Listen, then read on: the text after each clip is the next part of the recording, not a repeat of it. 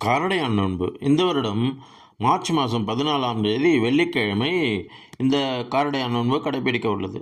March 15ஆம் தேதி பங்குனி மாதம் துவங்க உள்ளதால் மார்ச் 14ஆம் தேதி காரடையான் நோன்பு கடைபிடிக்கப்பட உள்ளது.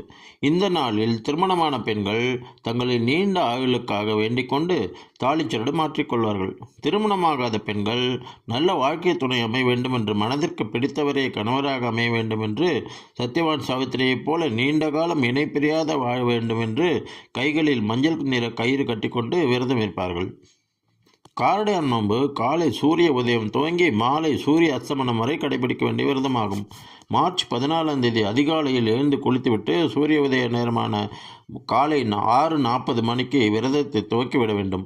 அதே போல மாலை சூரிய அஸ்தமன நேரமான 6:31 வரை விரதத்தை கடைபிடிக்க வேண்டும். அதனால் நோன்பு முகூர்த்தமான மாலை 5:30 மணிக்கு மேல் 6:55 மணிக்குள்ளாக நோன்பு சரடு அல்லது தாலிச்சரடு மாற்றிக்கொண்டு பூஜை செய்து கொள்ளலாம்.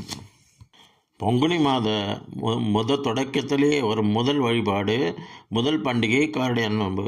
பங்குனி மாதம் முதல் நாளில் மாசி மாதம் கடைசியில் காரடையான் நோன்பு கொண்டாடப்படுகிறது. சுமங்கலிகள் மற்றும் கன்னிப்பெண்கள், பெண் குழந்தைகள் நோன்பு சரடு கட்டிக்கொள்வது நல்லது.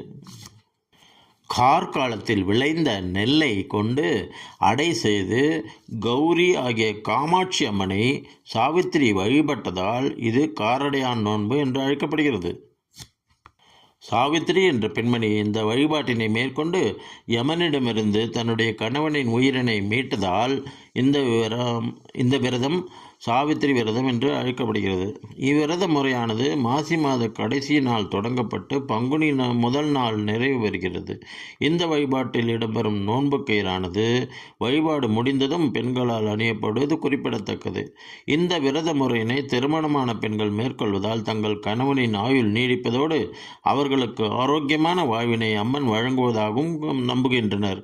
மேலும் இந்த விரதத்தை கல்யாணமாக வேண்டிய கன்னிப்பெண்கள் கடைப்பிடுவதால் அன்னை ஸ்ரீ காமாட்சி கடாட்சத்தால், ஸ்ரீ மகாலட்சுமி கடாட்சத்தால் மனம்போல் மாங்கல்யம் தேடி வரும்.